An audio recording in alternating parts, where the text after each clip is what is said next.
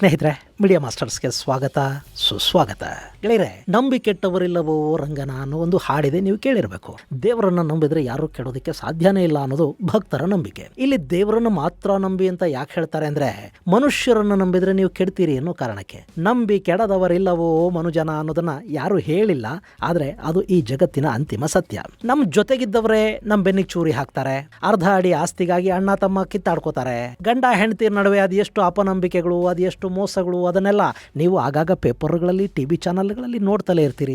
ಇನ್ನು ರಾಜಕೀಯ ಬಿಡಿಪ, ಅದ್ರ ಬಗ್ಗೆ ನಾವು ಮಾತಾಡೋದೇ ಬೇಡ. ಇನ್ನು ನಮ್ಮ ಬೆಂಗಳೂರಿನ ಭೋಗದ ಲೋಕ ಇದೆಯಲ್ಲ, ಅಲ್ಲಿ ಹೀಗೆ ಮೋಸ ಮಾಡೋರನ್ನ ಪಾಯ್ಸನ್ ಅಂತಲೂ, ಹಾಕಿ ಕೊಡೋರನ್ನ ಆಳ್ಕಾಟಿ ಅಂತಲೂ ಕರಿತಾ ಇದ್ರು. ಅದೆಲ್ಲ ಸರಿ, ಆದ್ರೆ ದೇಶಗಳು ಕೂಡ ಹೀಗೆ ಮೋಸ ಮಾಡ್ಕೊಳತ್ವಾ, ನಂಬಿಸಿ ಕತ್ತು ಕುಯ್ದು ಬಿಡುತ್ವಾ? ಹೌದು ಅಂತ ಹೇಳೋದಕ್ಕೆ ಸಾಕಷ್ಟು ಉದಾಹರಣೆಗಳು ನಮ್ಮ ಮುಂದಿವೆ. ತಮ್ಮ ಹಿತಾಸಕ್ತಿಗಾಗಿ ತಾವು ದೊಡ್ಡವರಾಗೋದಿಕ್ಕೆ ಮತ್ತೊಂದು ದೇಶದ ಸಾರ್ವಭೌಮತ್ವವನ್ನು ಬಲಿ ಕೊಟ್ಟ ಸಾಕಷ್ಟು ಉದಾಹರಣೆಗಳು ಇತಿಹಾಸದ ಪುಟಗಳಲ್ಲಿ ನಮಗೆ ಸಿಗ್ತಾ ಹೋಗುತ್ತವೆ. ಕಷ್ಟ ಬಂದಾಗ ಕಾಪಾಡ್ತೀವಿ ಅಂತ ಹೇಳಿ ನಟ್ಟ ನಡು ನೀರಲ್ಲಿ ಕೈಬಿಟ್ಟ ಕಥೆಗಳಿಗೆ ಲೇಟೆಸ್ಟ್ ಉದಾಹರಣೆ ಅಂದ್ರೆ ಅದು ಯುಕ್ರೇನ್. ಗೆಳೆಯರೆ, ಅವತ್ತು ಅವ್ರ ಮಾತುಗಳನ್ನು ಕೇಳದೆ ಹೋಗಿದ್ದಿದ್ರೆ ಯುಕ್ರೇನ್ ಕೂಡ ಇವತ್ತು ಅಣುಶಕ್ತ ದೇಶ ಆಗಿರ್ತಾ ಇತ್ತು. ಅದರ ಮೇಲೆ ದಾಳಿ ಮಾಡೋದಕ್ಕೆ ರಷ್ಯಾ ಎರಡೆರಡು ಬಾರಿ ಯೋಚನೆ ಮಾಡಬೇಕಾದ ಪರಿಸ್ಥಿತಿ ನಿರ್ಮಾಣವಾಗ್ತಾ ಇತ್ತು. ಹಾಗಾದ್ರೆ ಅಲ್ಲಿ ಕಾಪಾಡ್ತೀವಿ ಅಂತ ಯುಕ್ರೇನ್ಗೆ ಮಾತು ಕೊಟ್ಟವ್ರು ಯಾರು? ಕಾಡೋದಿಕ್ಕೆ ನಿಂತವ್ರು ಯಾರು? ಈ ರೀತಿ ಇನ್ನೆಷ್ಟು ದೇಶಗಳು, ಇನ್ನೆಷ್ಟು ನಾಯಕರು ಮೋಸ ಹೋಗಿದ್ದಾರೆ ಅನ್ನೋದ್ರ ಬಗ್ಗೆ ಒಂದಷ್ಟು ಮಾಹಿತಿಯನ್ನ ನಾವಿಲ್ಲಿ ನೋಡೋಣ.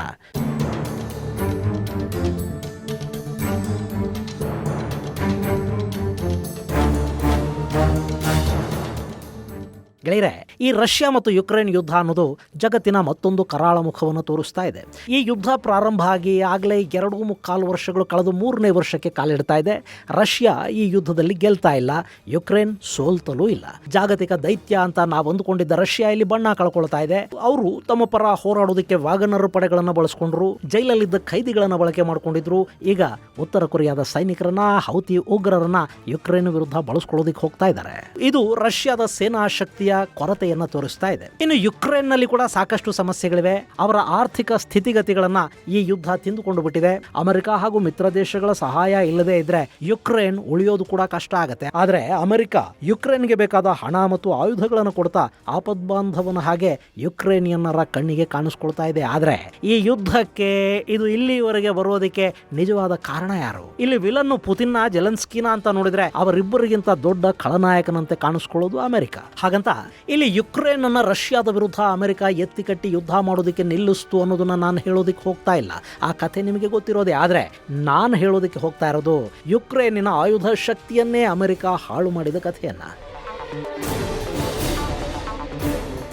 ಯುಕ್ರೇನ್ ಸ್ವತಂತ್ರ ದೇಶವಾಗಿ ಉದಯವಾದಾಗ ಅಂದ್ರೆ 1991 ಸಂದರ್ಭದಲ್ಲಿ ಜಗತ್ತಿನ 3ನೇ ಅತಿ ದೊಡ್ಡ ಅಣ್ವಸ್ತ್ರ ದೇಶ ಅನ್ನಿಸ್ಕೊಳ್ತಾ ಇದ್ದ, ಅತ್ಯಂತ ಬಲಿಷ್ಠ ಸೇನೆಯನ್ನ ಹೊಂದಿದ್ದ ಯುಕ್ರೇನ್ ಅನ್ನ ಅಮೆರಿಕ ಹೇಗೆ ಹಾಳು ಮಾಡ್ತು ಅನ್ನೋದ್ರ ಬಗ್ಗೆ ನೀವು ತಿಳ್ಕೋಬೇಕು. ಅಲ್ಲಿದ್ದ ಅಣ್ವಸ್ತ್ರಗಳನ್ನ ಕಿತ್ಕೊಂಡು ಯುಕ್ರೇನ್ ಅನ್ನ ಹೇಗೆ ನಿರಾಯುಧ ಸ್ಥಿತಿಗೆ ತಗೊಂಡು ಬರಲಾಯಿತು ಅನ್ನೋದನ್ನ ನಾನು ನಿಮಗೆ ಹೇಳಬೇಕಾಗಿದೆ. ಗೆಳೆಯರೆ, ಇವತ್ತು ಅಮೆರಿಕ ಹಾಗೂ ರಷ್ಯಾಗಳ ವಿಷಯದಲ್ಲಿ ಜಗತ್ತು ತುಂಬಾನೇ ಎಚ್ಚರಿಕೆಯಿಂದ ಇರೋದಕ್ಕೆ, ಅದರಲ್ಲೂ ಪುತಿನ್ ವಿರುದ್ಧ ಮಾತಾಡೋದಕ್ಕೆ ನ್ಯಾಟೋ ಕೂಡ ಹೆದರೋದಕ್ಕೆ ಕಾರಣ ಏನು ಅಂದ್ರೆ, ಅಲ್ಲಿ ಭಯಾನಕ ಮಿಸೈಲುಗಳು ಹಾಗೂ ಅದಕ್ಕೆ ಜೋಡಿಸಬಹುದಾದ ಅಣು ಸಿಡಿತಲೆಗಳು ಇವೆ ಅನ್ನೋದು. ಇವತ್ತು ಭಾರತಕ್ಕಿಂತ ಅತ್ಯಂತ ಬಲಿಷ್ಠವಾಗಿರೋ ಚೈನಾ ಭಾರತದ ವಿಷಯದಲ್ಲಿ ಹೆದರೋದು ಯಾಕೆ?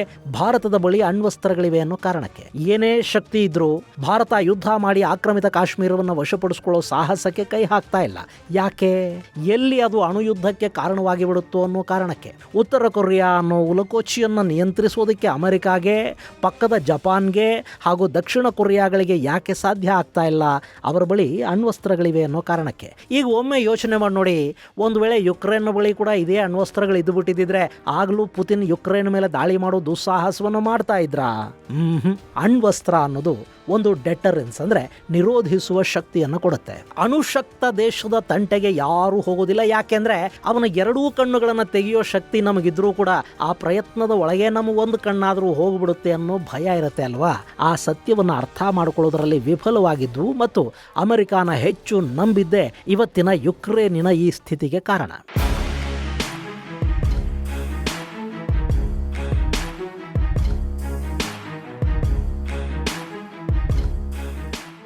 ಗೆಳೆಯರೆ, ಈ ಕಥೆ ಶುರು ಆಗೋದು 1991ರಲ್ಲಿ. ಅವತ್ತಿಗೆ ಸೋವಿಯತ್ ಯೂನಿಯನ್ ಒಡೆದು ಹೋಗಿ ಅವತ್ತಿನ ಸೋವಿಯತ್ನ ಅಧ್ಯಕ್ಷ ಮಿಖೈಲ್ ಗೋರ್ಬಚೇವ್ ಅಧಿಕಾರದಿಂದ ಇಳಿದಾಗಿತ್ತು. ಸೋವಿಯತ್ ಅನ್ನೋದು 15 ದೇಶಗಳಾಗಿ ಒಡೆದು ಹೋಗಿತ್ತು. ಆ ಸಂದರ್ಭದಲ್ಲಿ ಸೋವಿಯತ್ ಯೂನಿಯನ್ನ ದೇಶಗಳಲ್ಲಿದ್ದ ಆಯುಧಗಳು ಕೂಡ ಆಯಾ ದೇಶಗಳಿಗೆ ಹಂಚಿಕೆ ಆಗಿದ್ವು. ಅದರಲ್ಲಿ ಅಣ್ವಸ್ತ್ರಗಳು ಕೂಡ ಇದ್ವು. ಅಂಥ ದೇಶಗಳ ಪೈಕಿ ಈ ಯುಕ್ರೇನ್ ಕೂಡ ಒಂದು. ಗೆಳೆಯರೆ, ಈ ಸೋವಿಯತ್ ಒಡೆಯೋದಕ್ಕೆ ಮೊದಲು ರಷ್ಯಾ ಈ ಯುಕ್ರೇನ್ ಭೂಪ್ರದೇಶದ ಮೇಲೆ ಸಾಕಷ್ಟು ನಂಬಿಕೆಯನ್ನಿಟ್ಟಿತ್ತು. ರಷ್ಯಾ ಈ ಯುಕ್ರೇನ್ ಭೂಪ್ರದೇಶದಲ್ಲಿ ಸಾಕಷ್ಟು ಅಭಿವೃದ್ಧಿಯನ್ನು ಮಾಡಿತ್ತು. ಅಲ್ಲಿ ನಾನಾ ರೀತಿಯ ಕೈಗಾರಿಕೆಗಳು ತಲೆ ಎತ್ತಿದ್ವು. ಇನ್ಫ್ರಾಸ್ಟ್ರಕ್ಚರ್ ತುಂಬಾ ಅದ್ಭುತವಾಗಿತ್ತು. ಚರ್ನೋಬಿಲ್ ನಂಥ ಅಣು ವಿದ್ಯುತ್ ಸ್ಥಾವರಗಳು ಕೂಡ ಯುಕ್ರೇನ್ ನಲ್ಲೇ ಇದ್ವು.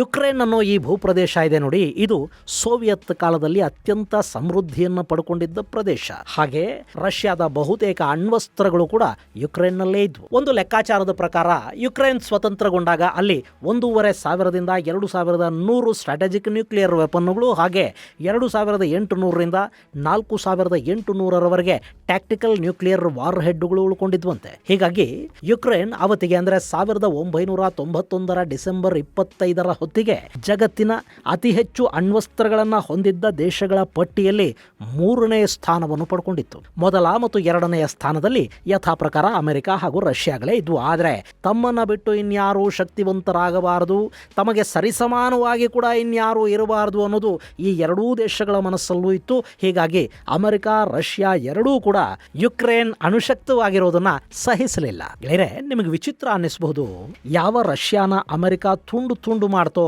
ಅದೇ ಅಮೆರಿಕ ಜೊತೆ ಕೈ ಜೋಡಿಸಿದ್ದ ಅವತ್ತಿನ ರಷ್ಯಾದ ಅಧ್ಯಕ್ಷ ಬೋರಿಸ್ ಎಲ್ಸಿನ್ ಯುಕ್ರೇನ್ನ ತಲೆ ಮೇಲೆ ಕಲ್ಲು ಎತ್ತು ಹಾಕಿದ್ರು. ಅದು 1993. ಅವತ್ತಿಗೆ ಲಿಯೋನಿಡ್ ಕ್ರೌಚೆಕ್ ಯುಕ್ರೇನ್ನ ಅಧ್ಯಕ್ಷರಾಗಿದ್ರು. ಅಮೆರಿಕದ ಅಧ್ಯಕ್ಷರಾಗಿ ಬಿಲ್ ಕ್ಲಿಂಟನ್ ಇದ್ರು. ಅವತ್ತು ನಿಜಕ್ಕೂ ಏನಾಯ್ತು ಅನ್ನೋದನ್ನ ಸಾಕಷ್ಟು ವರ್ಷಗಳ ನಂತರ ಈ ಲಿಯೋನಿಡ್ ಜಗತ್ತಿನ ಮುಂದೆ ಬಾಯ್ಬಿಡ್ತಾರೆ. ಆತನ ಹೇಳಿಕೆಯಲ್ಲಿ ಒಂದು ನೋವಿತ್ತು, ವಂಚನೆಗೊಳಗಾದ ಭಾವ ಇತ್ತು.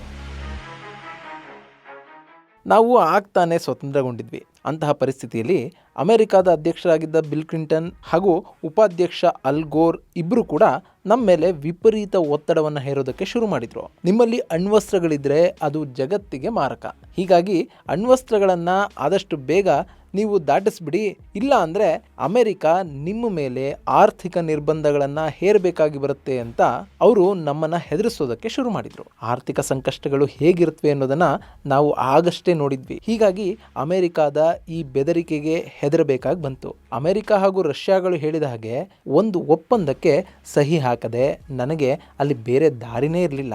ಹೀಗಂತ ಲಿಯೋನಾಯ್ಡ್ ಹೇಳಿಕೆ ಕೊಡ್ತಾರೆ. ಹಾಗವತ್ತಲ್ಲಿ ಸಹಿ ಬಿದ್ದದ್ದು ಬುಡಾಪೆಸ್ಟ್ ಒಪ್ಪಂದಕ್ಕೆ.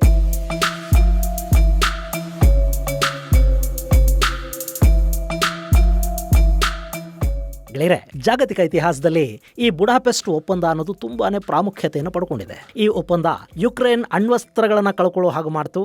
NPT ಅಂದ್ರೆ ನಾನ್ ಪ್ರೊಲಿಫಿರೇಷನ್ ಆಫ್ ನ್ಯೂಕ್ಲಿಯರ್ ವೆಪನ್ಸ್ಗೆ ಯುಕ್ರೇನ್ ಸಹಿ ಹಾಕೋ ಹಾಗೆ ಮಾಡಿದ ಒಪ್ಪಂದ ಇದು. ಅದು ಡಿಸೆಂಬರ್ 5, 1994 ಯುರೋಪ್ನ ಹಂಗೇರಿಯ ಬುಡಾಪೆಸ್ಟ್ ಅಲ್ಲಿ organisation for security and cooperation in Europe ಅನ್ನೋ ಸಮ್ಮೇಳನ ನಡೀತಾ ಇತ್ತು.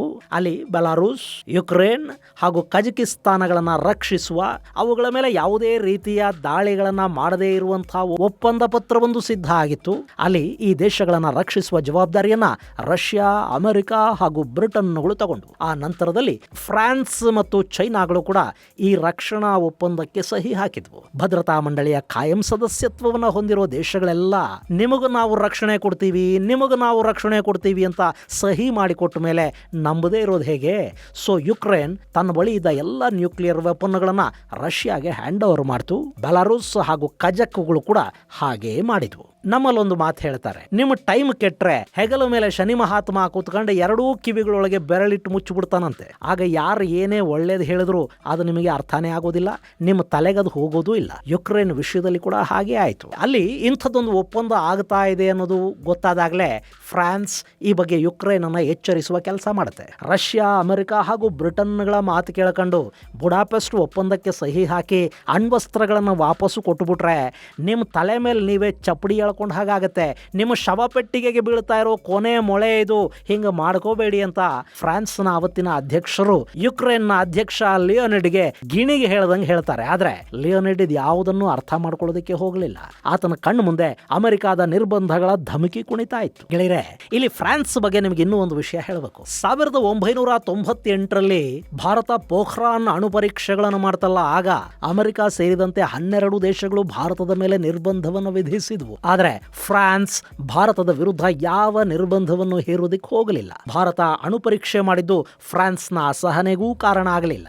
ಇನ್ನು ಅವತ್ತಲ್ಲಿ ಅಮೆರಿಕಾದ ಧಮಕಿಗೆ ಹೆದರಿ ಅಣ್ವಸ್ತ್ರಗಳನ್ನ ರಷ್ಯಾಗೆ ಕೊಡದೇ ಇದ್ದಿದ್ರೆ ಇವತ್ತು ರಷ್ಯಾ ಯುಕ್ರೇನ್ ಮೇಲೆ ದಾಳಿ ಮಾಡ್ತಾ ಇರಲಿಲ್ವೇನೋ. ಅವತ್ತು ಅಮೆರಿಕಾನ ನಂಬಿ ಕೆಟ್ಟಿದ್ದ ಯುಕ್ರೇನ್ ಮತ್ತೆ 2022ರಲ್ಲಿ ಕೂಡ ಅದೇ ತಪ್ಪನ್ನು ಮಾಡಿಕೊಳ್ತು. ಗೆಳೆಯರೆ, ಯಾವ ಬುಡಾಪೆಸ್ಟ್ ಒಪ್ಪಂದದಲ್ಲಿ ಯುಕ್ರೇನ್ ಅನ್ನ ಕಾಪಾಡ್ತೀವಿ ಅಂತ ರಷ್ಯಾ ಹೇಳಿತೋ ಆ ಒಪ್ಪಂದವನ್ನು ಮುರಿದು 2014ರಲ್ಲಿ ಅಂದ್ರೆ ಬುಡಾಪೆಸ್ಟ್ ಒಪ್ಪಂದ ಆದ 2 ದಶಕಗಳ ನಂತರ ರಷ್ಯಾ ಕ್ರಿಮಿಯಾನ ಆಕ್ರಮಿಸಿಕೊಳ್ತು. ಆ ಬಳಿಕ ಅಂದ್ರೆ 2022ರಲ್ಲಿ ರಷ್ಯಾ ಮತ್ತೆ ಯುಕ್ರೇನ್ ಮೇಲೆ ದಾಳಿ ಮಾಡಿ ಈಗಾಗಲೇ ಝೆಪೊರಿಜಿಯಾ, ಡೊನೆಸ್ಕ್, ಲುಹಾನ್ಸ್ಕ್ ಹಾಗೂ ಕೆರ್ಸಾನ್ ಭಾಗಗಳನ್ನ ತನ್ನ ವಶ ಮಾಡಿಕೊಂಡಿದೆ. ಇನ್ನು ಅವತ್ತು ಅಮೆರಿಕ ಮಾಡಿದ ತಪ್ಪು ಎಷ್ಟರ ಮಟ್ಟಿಗೆ ಯುಕ್ರೇನ್ ಅನ್ನ ಕಾಡ್ತಾ ಇದೆ ಅಂದ್ರೆ 2022ರಲ್ಲಿ ಯುಕ್ರೇನ್ ಮೇಲೆ ಯುದ್ಧವನ್ನು ಘೋಷಿಸುವ 3 ದಿನಗಳ ಮೊದಲು ಪುತಿನ್ ಒಂದು ಸಮ್ಮೇಳನವನ್ನು ಉದ್ದೇಶಿಸಿ ಮಾತನಾಡ್ತಾರೆ. ಅದರಲ್ಲಿ ಯುಕ್ರೇನ್ ಬಗ್ಗೆ ಪುತಿನ್ ಆಡಿದ ಮಾತುಗಳಿದ್ವಲ್ಲ, ಅವು ರಷ್ಯಾಗೆ ಯುಕ್ರೇನ್ ಬಗ್ಗೆ ಯಾವ ಅಭಿಪ್ರಾಯ ಇದೆ ಅನ್ನೋದನ್ನ ಜಗತ್ತಿಗೆ ತಿಳಿಯೋ ಹಾಗೆ ಮಾಡಿದ್ವು. ಅಲ್ಲವತ್ತು ಪುತಿನ್ ಯುಕ್ರೇನ್ ಅನ್ನೋದು ಒಂದು ಸ್ವತಂತ್ರ ದೇಶನೇ ಅಲ್ಲ, ಆ ದೇಶವನ್ನ ಕಟ್ಟಿಕೊಟ್ಟಿದ್ದೇ ರಷ್ಯಾ.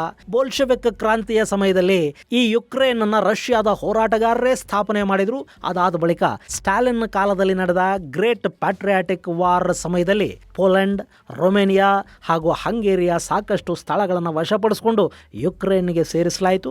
ಇನ್ನು ಕ್ರಿಮಿಯಾ, ಅದು ಕೂಡ ಯುಕ್ರೇನ್ ಭಾಗ ಏನಾಗಿರಲಿಲ್ಲ.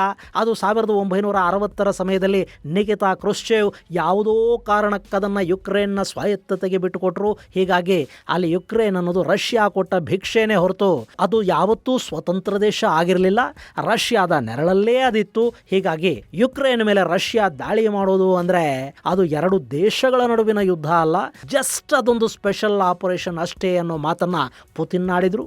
ಇದು ಯುಕ್ರೇನ್ ಬಗ್ಗೆ ರಷ್ಯಾ ಹೊಂದಿದ್ದ ನಿಲುವನ್ನು ಜಗಜ್ಜಾಹೀರು ಮಾಡ್ತು. ಇನ್ನು ಪಾಪ ಯುಕ್ರೇನ್ದು ಗಿಡುಗಗಳನ್ನ ನಂಬಿಕೊಂಡ ಗುಬ್ಬಿ ಮರಿಯ ಪರಿಸ್ಥಿತಿ. ಇನ್ನು ಈ ಅಮೆರಿಕ ಇದೆ ನೋಡಿ, ಇದು ಅಣ್ವಸ್ತ್ರಗಳ ವಿಷಯದಲ್ಲಿ ತನ್ನದೇ ಆದ ನಿಲುವನ್ನು ಹೊಂದಿದೆ. ಜಗತ್ತಿನ ಯಾವ ದೇಶವೂ ಅಣುಶಕ್ತ ಆಗಬಾರದು ಅಂತ ಅಮೆರಿಕ ಬಯಸುತ್ತೆ. ಇರಾಕ್ ಅಣ್ವಸ್ತ್ರ ತಯಾರಿಗೆ ಮುಂದಾಗಿದೆ ಅನ್ನೋ ಕಾರಣಕ್ಕೇನೆ 2003ರಲ್ಲಿ ಅಮೆರಿಕ ಸದಾಮ್ ಹುಸೇನ್ ಮೇಲೆ ದಾಳಿ ಮಾಡಿ ಅವನನ್ನು ಮುಗಿಸ್ಬಿಡ್ತು. ಹಾಗೆ 2011ರಲ್ಲಿ ಮುಅಮ್ಮರ್ ಗಡಾಫಿಯ ಲಿಬಿಯಾದ ಮೇಲೆ ದಾಳಿ ಮಾಡಿ ಗಡಾಫಿಯನ್ನು ಕೊನೆಗಾಣಿಸಲಾಯಿತು. ಹಾಗೆ ಉತ್ತರ ಕೊರಿಯಾದ ಮೇಲೆ ಅಮೆರಿಕ ಅಷ್ಟೊಂದು ನಿರ್ಬಂಧಗಳನ್ನ ಯಾಕೆ ಹೇರಿದೆ ಅನ್ನೋದು ಕೂಡ ನಿಮಗೆ ಗೊತ್ತಿದೆ. ಇನ್ನು ಇರಾನ್ನ ವಿಷಯದಲ್ಲಿ ಏನಾಗ್ತಾ ಇದೆ ಅನ್ನೋದು ಕೂಡ ಗೊತ್ತಿರೋ ವಿಷಯನೇ. ಇಲ್ಲಿ ಅಣ್ವಸ್ತ್ರಗಳ ವಿಷಯದಲ್ಲಿ ಅಮೆರಿಕಾದ ನಿಲುವನ್ನ ತಪ್ಪು ಅಂತ ಹೇಳೋದಕ್ಕೂ ಬರೋದಿಲ್ಲ.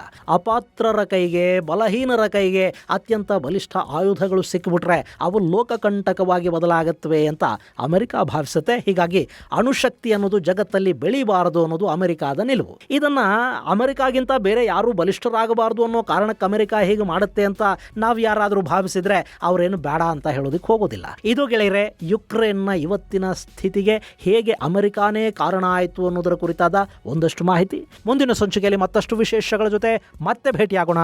ಅಲ್ಲಿವರೆಗೆ ಜೈ ಹಿಂದ್, ಜೈ ಕರ್ನಾಟಕ.